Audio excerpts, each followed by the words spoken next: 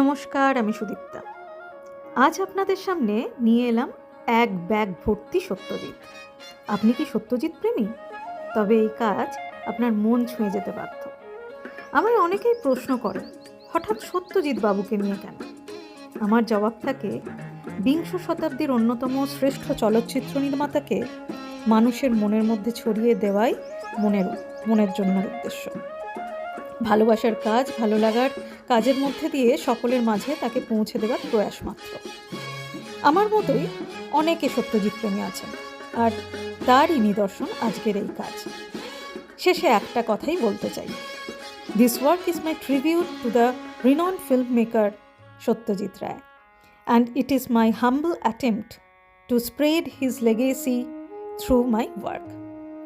মহারাজা, তোমার এসেলাম। ভালো থাকবেন সকলে। নমস্কার।